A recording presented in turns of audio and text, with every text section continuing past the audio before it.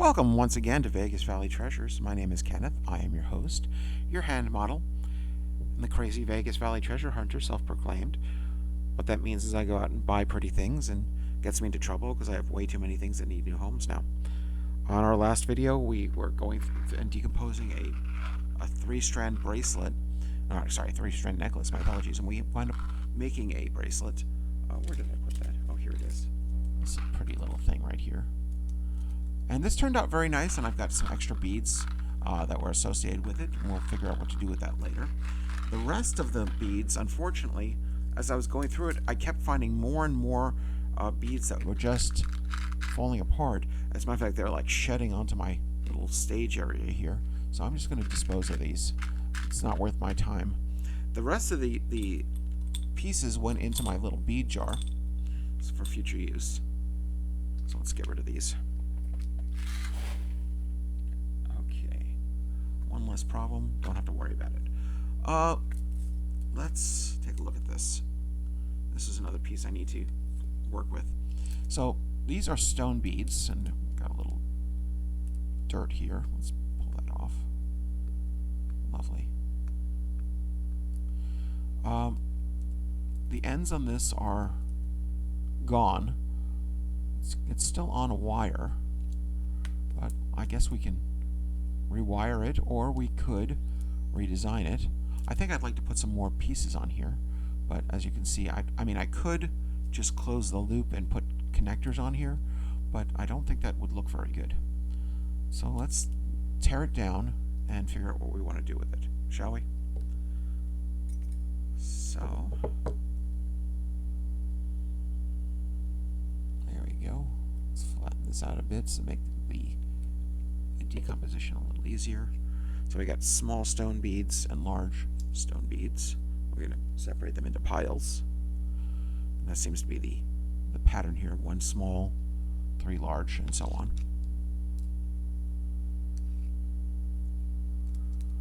Oh, this one's 1 and 2. I guess that was the center.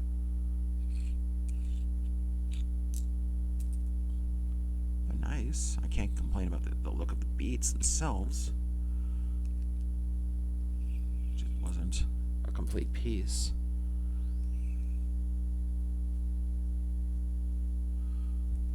Oh, here we go. 2 again.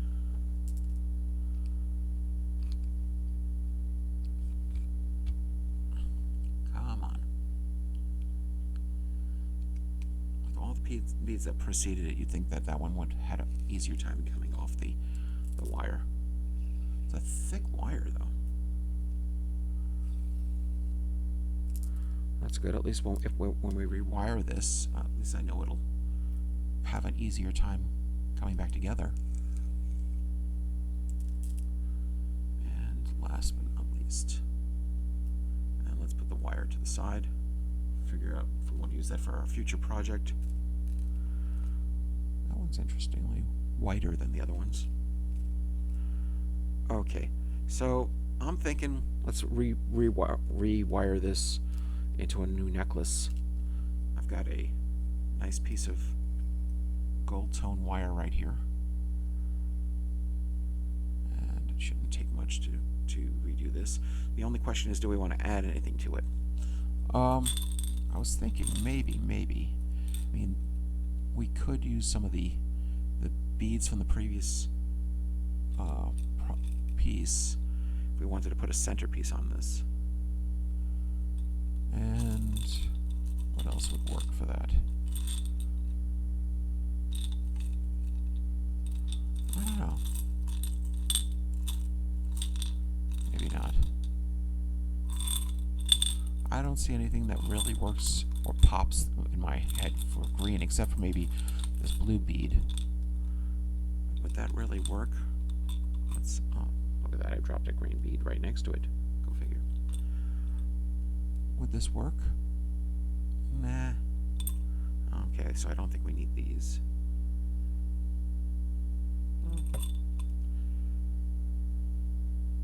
Let's see. We've got 3, 6, 9. There's 10 of the smaller beads. And 3, 6, 12, 3, 6, 9. Oh, look at that. There's 24 of the larger beads. Except, generally speaking, you want to put a large bead as the centerpiece, or as the accent bead, not really the smaller beads. I'm not sure if I want to use the smaller beads at all. Or we could just put a large stone in the center. That'd be interesting. What do you guys think? Let's see, where's the hole on this? It's right there. So a center stone that would look something like this. Yeah, why not? And do we want to put the... No, these will just get in the way, because these are not round. This is not a round stone. Okay. And we can put a couple of these smaller beads around it to really make it pop. Okay. And let's go with something similar to what they had originally, which is 3, 1, 3, 1, 3, 1, 3. We need the rest for the other side. So that's going to be 3 and 1. 3 and 1. 3 and 1. 3. Oh, look at that. We just have enough for a good symmetry now. You know how much I appreciate symmetry. And this is actually going to increase the size of the necklace strictly by the size of this one stone, but at least it'll be a complete necklace. And we'll have something nice. Let's wire it up. So starting with our small bead right here.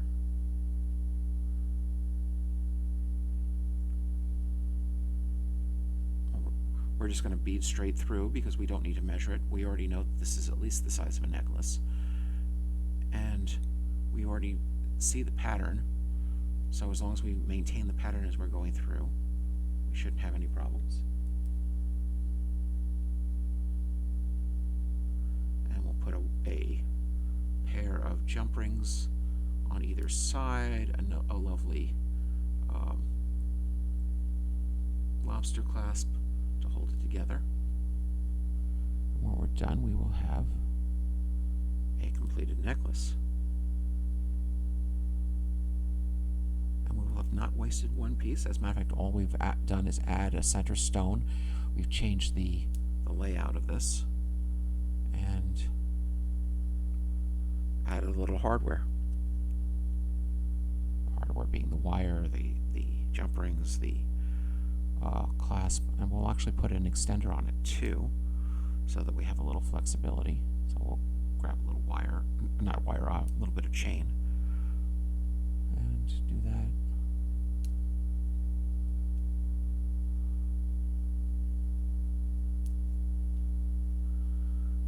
And there's our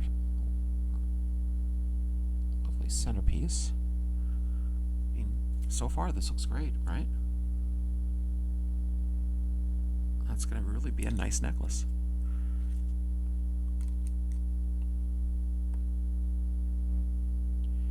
And we get to use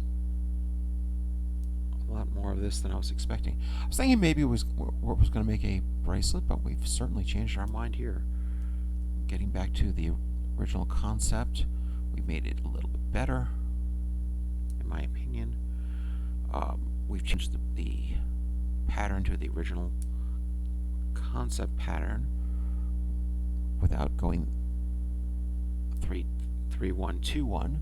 We're just going 3 1 3 1 3 1 throughout the piece.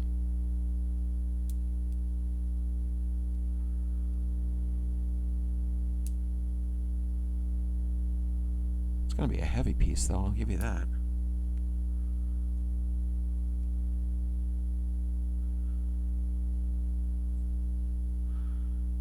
Let's see. For all those who are watching, thank you very much for joining me here today. If you like what you're watching, please like and subscribe. It really does help me out. trying to make this into something that people spread the word on and actually enjoy watching. If you have any comments about what I've done or how I'm doing it or something that I could change, throw it into the comments on this video and I'll read it. I try to respond to most comments that I see. Yeah, a few more pieces and then we can start putting ends on this. Look at this. Some of the beads have some dirt on them apparently. Or actually that's from what I scraped off, isn't it? Yep. Well, I'll clean my hands after.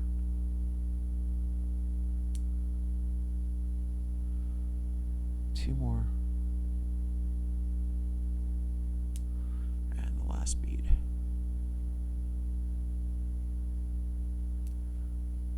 Look at that.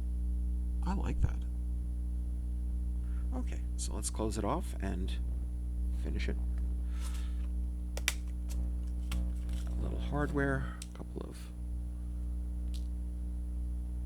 small jump rings, a couple of bigger jump rings, and one lobster clasp. It's amazing how many of these I go through lately. And I know that we've got a nice little piece of chain that we just saw before. We could actually put a bigger piece on this one just to keep it more secure. Like that is a nice thick piece of chain. Yes, please. The only question is, can the jump ring get around it? Not the jump ring, the lobster clasp. Because if the lobster clasp can't hold on to it, but it can, yeah, there would be no purpose for it. Okay, so let's grab my small set of pliers. Where'd they go? There we are. I need my little clips and I need my flat pliers as well. Okay, let's make sure that this is well closed. Good. No gap. Let's get it on the wire folded over and we'll twist it closed.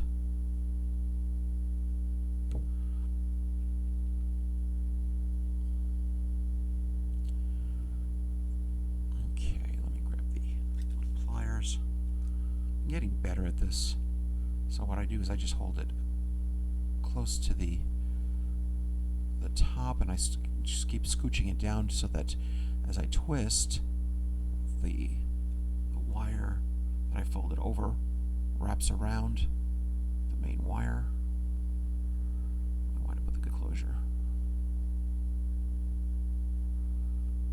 Can't fall apart if it's well twisted.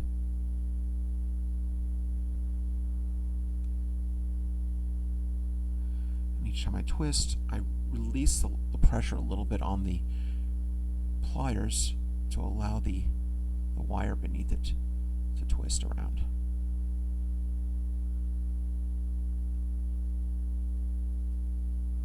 I'm going to actually clip this if I can, because I think we've got enough of a piece there.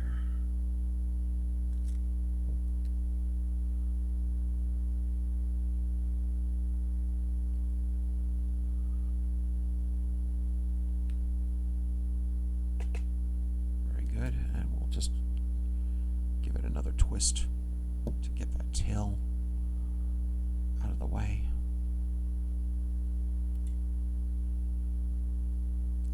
And have it officially wrapped around the wire just like that. And if we did our job right, the last bead should be able to go either really close or right over that twist. There we go. Keeping it nice and secure. Okay, let's get the other side. Okay, at this point we can clip the wire.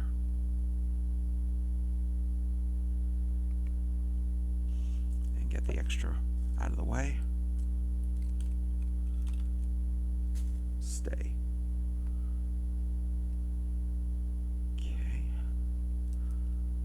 Let's make sure that this side is closed. This jump ring has no gaps. I don't know if you heard that click. That was the jump ring closing onto itself. Where did it go? There it is. That means it had an overlap, which is not what I want. I want it to be flat and sealed, and it is. Good.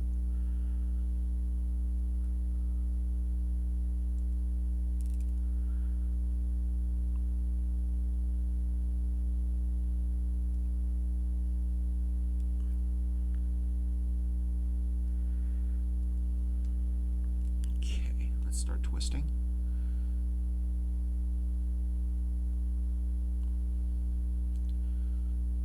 Let's grab my little pliers.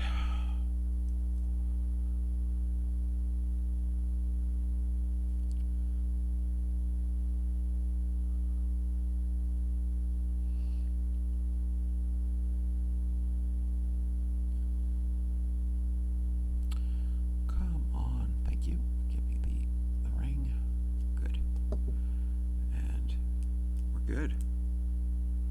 Look at that piece. Okay, let's add hardware. All the rest of it, I should say.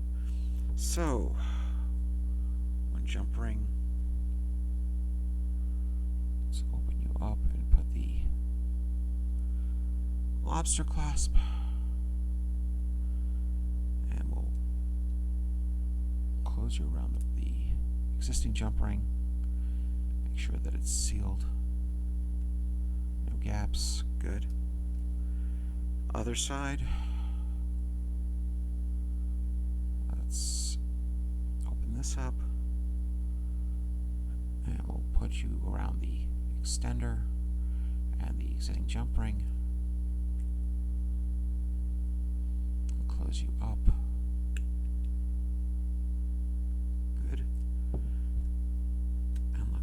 Got a completed piece.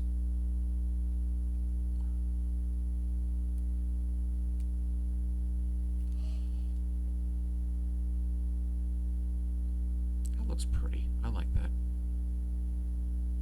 What do you guys think? Leave your comments in the comments. Go figure. If you like what we're doing, please like and subscribe, of course. If this is a piece that you would want, let me know in the comments, and I will make it available for you on my shop on Whatnot. That's the Whatnot app or whatnot.com. I sell under the name VegasValleyTreasures, one word. If you've been listening to me, I'm sure you know that already. But either way, this is a good upcycle. I mean, we just turned the necklace into a necklace, but at least it's now a secure piece. It's got end pieces. It looks good. It's symmetric, and it's sellable.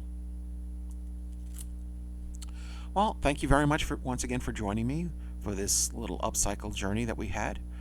As always, my name is Kenneth. I am your host, your hand model, with dirty fingers right now, and the Vegas Valley Treasure Hunter. Thank you very much, and enjoy your jewelry.